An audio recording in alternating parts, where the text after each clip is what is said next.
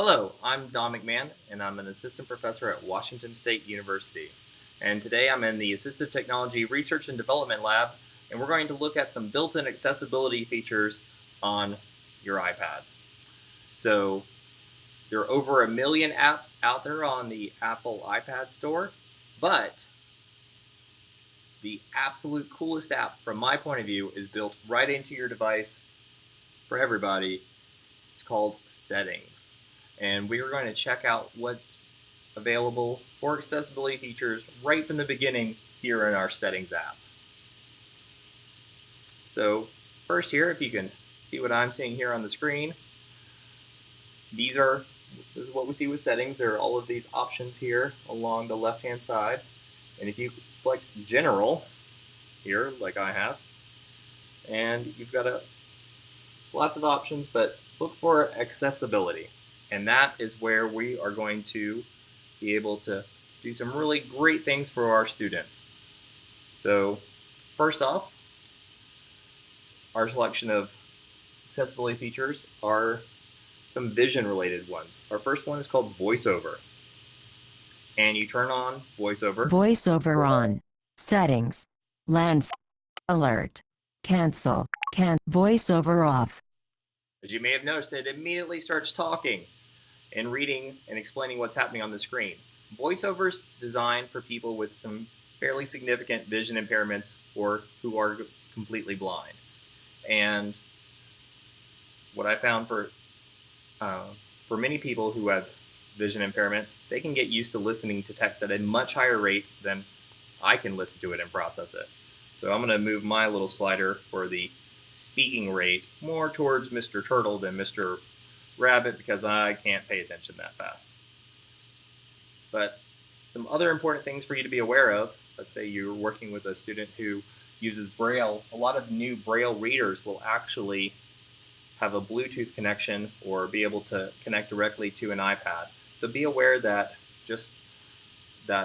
your mobile devices can interact with Braille devices, which is a really amazing commitment to accessibility features. There's also something here called Rotor, which has a whole selection of additional little movements rather than just touching and selecting things. You can do twisting and selecting movements like this, which can be very helpful for learners or people with vision impairments. But that's a little bit more complicated than we're going to go into for this, but just be aware that that's out there. Let's go back to our list of accessibility features. There's also zoom. We can zoom into text and make it a little bit larger. We can invert colors and make, instead of black text on white, we can make it white text on a black background, which has been shown to be easier for some readers. We can make everything grayscale as well. But my favorite accessibility feature is called Speak Selection. And instead of reading the entire screen, it is just about reading selected words or paragraphs that you select, whether it's an individual word or it can be, a whole section of text. Just like VoiceOver, we can choose how fast or slow this goes. Again, I can only take in so much information, so I'm going to keep mine pretty slow. But I really encourage you to select this option right below speaking rate called Highlight Content. And whenever possible, it will highlight the words individually as they're being read. We know from lots of previous reading research out there that highlighting words as they're being read aloud in text-to-speech can be a really powerful comprehension strategy to help struggling readers. So that's built in, not a couple of $100 piece of software. This is just a built-in feature on your iPad. So let's see what that looks like. I'm going to go over to a web page, and I'm just going to select some text here. It's the Olympics right now, and apparently a lot of people think this one Olympian looks like Leonardo DiCaprio. I don't think he does. But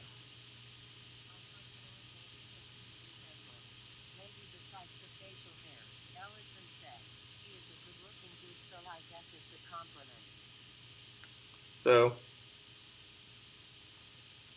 that's what that sounds like. And another great way to use this is, let's say you had a student who had a read aloud testing accommodation. Read aloud testing is one of our most common testing accommodations. So you could take your, let's say, 8th grade test or 5th grade science test and put it in iBooks and have your students select anything that they wanted to hear.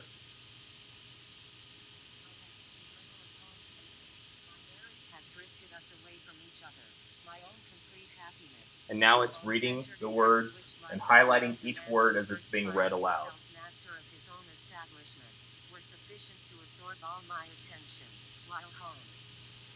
But it could also do each individual question on, let's say, your test for you.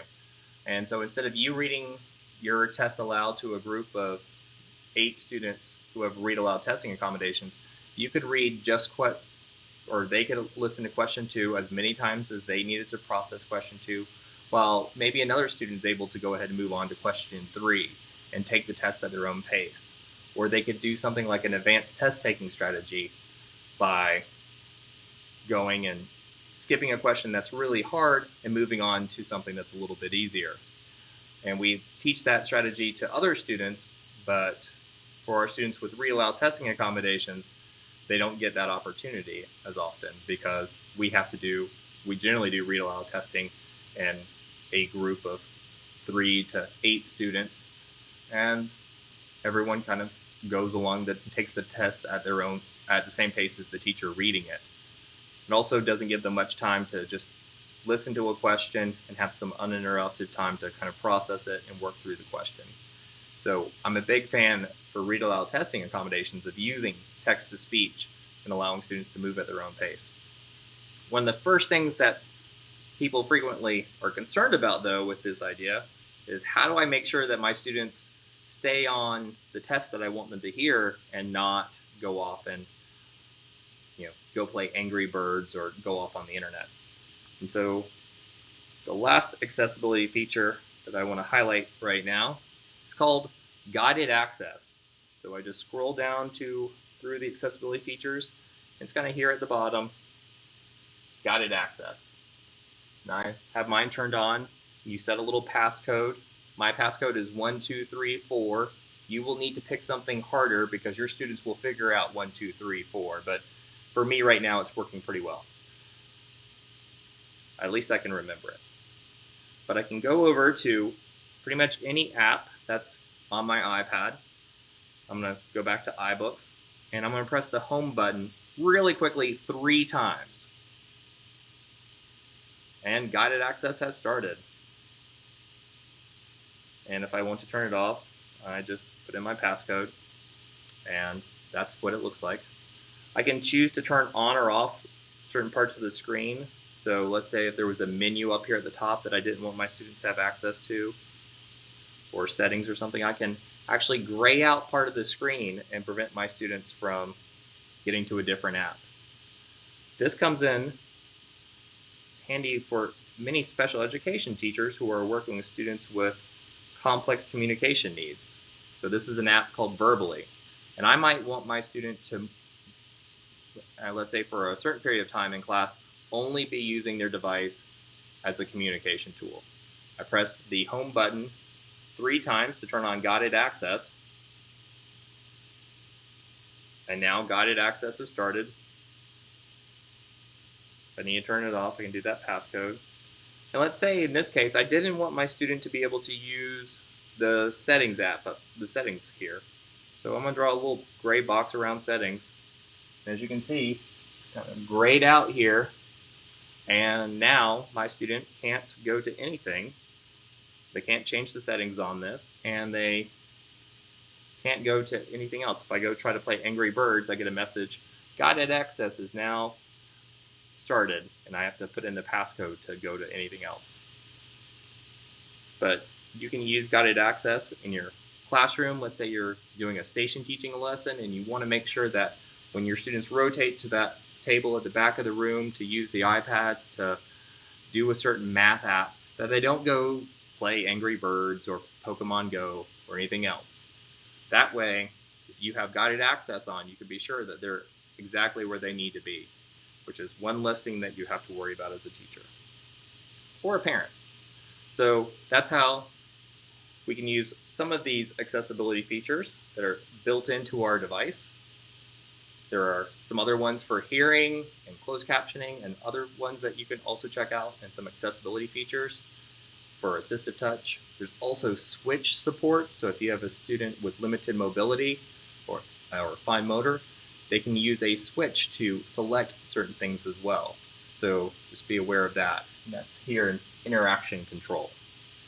There's more here in the settings than I could ever possibly get to in a short amount of time. So thanks for watching, but these are some of the ones I like a lot to help teachers out in their classrooms.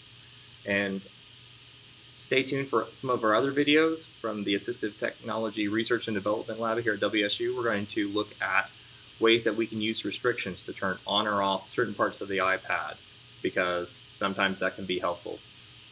You know, what could possibly go wrong by giving lots of middle school students mobile devices that have cameras on, for instance? So maybe there'll be some situations where you need to adjust which things they have access to. So we're also going to look at restrictions here soon.